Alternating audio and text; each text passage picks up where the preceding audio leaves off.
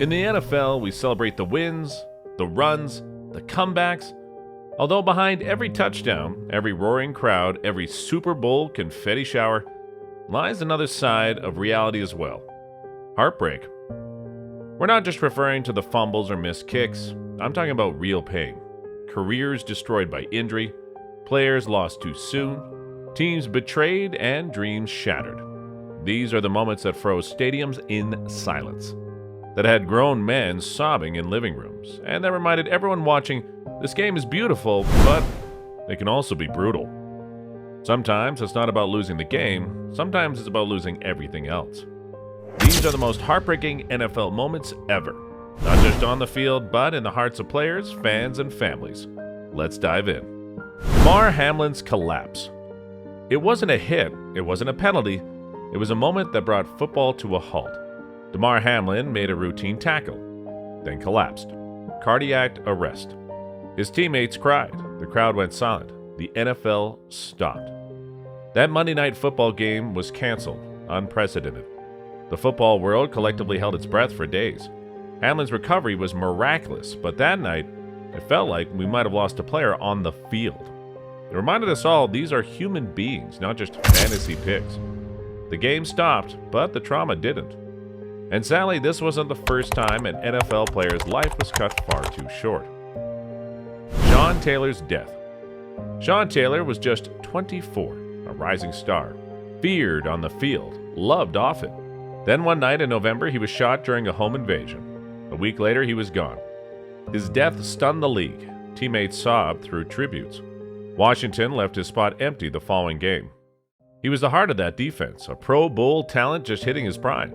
Fans still wear his number 21 jersey to games, not just to remember him, but to mourn what could have been. Sometimes the most heartbreaking moments happen far from the stadium. While Taylor's tragedy was sudden, the next heartbreak revealed itself over years, until it became too much to bear. Junior Sue's suicide. 20 seasons, 12 Pro Bowls, a future Hall of Famer, Junior Sue was suffering in silence, and not so many people were aware of this. In 2012, Sue ended things by taking his own life. He was only 43 years old. The death rocked the NFL, but far worse were the discoveries made. Sue suffered from CTE. This long-term brain trauma made everyone understand he was suffering from post-retirement depression, leading to his family donating his brain for research. The findings helped launch the biggest neurological reckoning in football history. Sue was a warrior on Sundays, but in the end his pain became a wake-up call the league couldn't ignore. That same pressure, the constant hits, the mental toll, also pushed one of the most promising quarterbacks to walk away from it all. Andrew Luck's shocking retirement. He was supposed to be the next Peyton, a generational quarterback with brains, brawn, and leadership. Injuries piled up, mental fatigue followed. At 29, Luck walked away. The news broke mid-preseason game. Colts fans booed. Twitter exploded. But behind the scenes, Luck was battling physical and emotional exhaustion, which led to the difficult decision. The NFL lost a star. Fans lost a franchise quarterback. Luck's decision was justified as he found peace, and that decision was one of the most heartbreaking, yet human. But not every NFL heartbreak ends with peace. Some are long battles against a cruel enemy.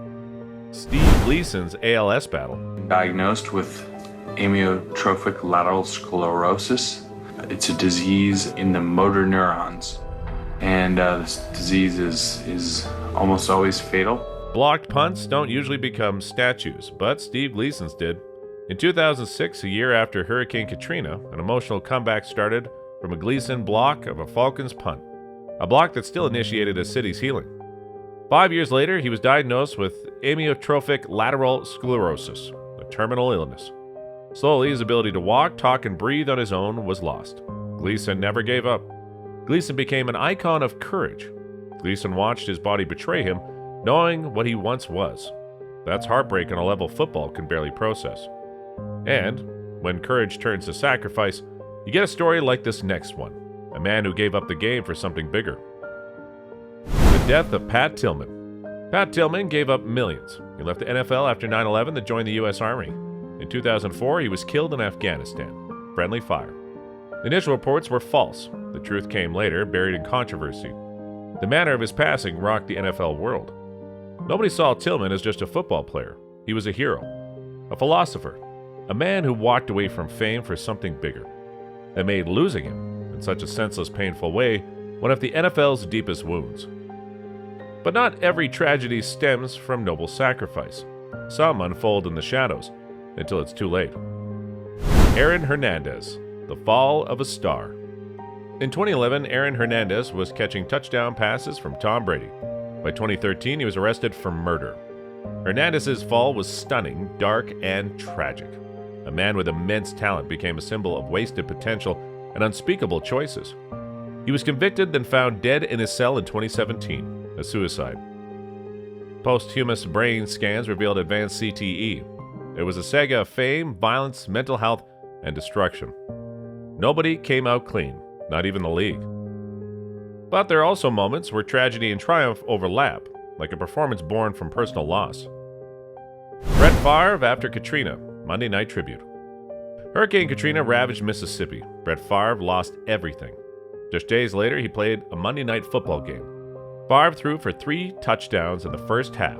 Every pass felt like a prayer. He wasn't just playing football, he was playing through tears for the people he lost.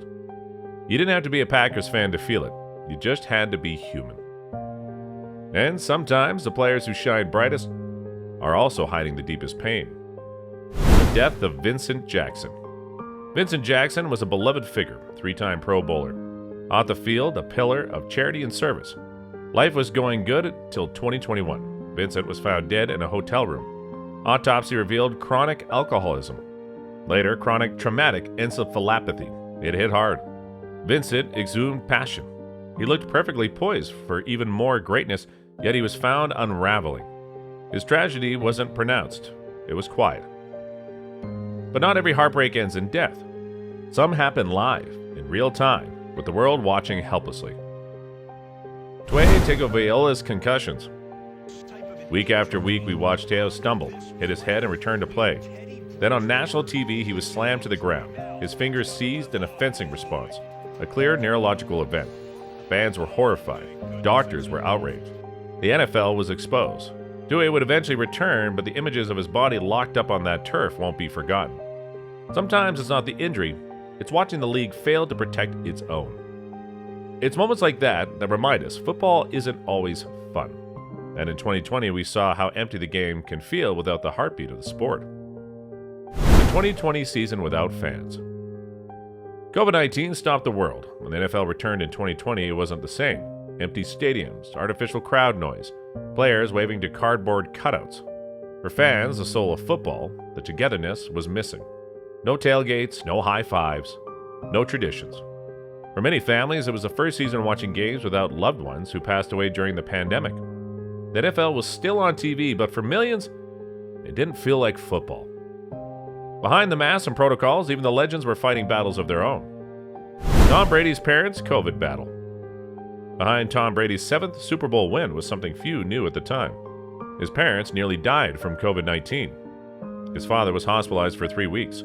His mother was sick at home. Brady didn't say much publicly, but when he lifted that Lombardi trophy, it wasn't just about football. It was about surviving something much bigger. Even legends aren't immune to heartbreak. And sometimes a heartbreak isn't about who we lose at the top, but who we lose far too young.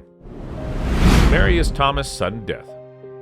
He caught one of the most iconic playoff touchdowns in history. A 2012 OT bomb from Tim Tebow. Demaryius Thomas was only 33 when he was found dead in his home. Seizures, post-concussion trauma, chronic traumatic encephalopathy. The NFL lost one of its brightest spirits, a fan favorite with a huge smile. Sometimes heartbreak is not in how someone goes, but in how young they were when they left. But what happens when a player is lost not by death, but by legacy ruined forever? The O.J. Simpson trial fallout. O.J. Simpson was once the face of the league. Then came 1994, the Bronco chase, the double murder, the trial. He was acquitted, but the damage was done. The NFL had to reckon with its own icons. Fans were divided. The sport became a backdrop to one of the most watched criminal trials in U.S. history. A generation grew up knowing O.J. is a scandal, not a running back. That's its own kind of heartbreak.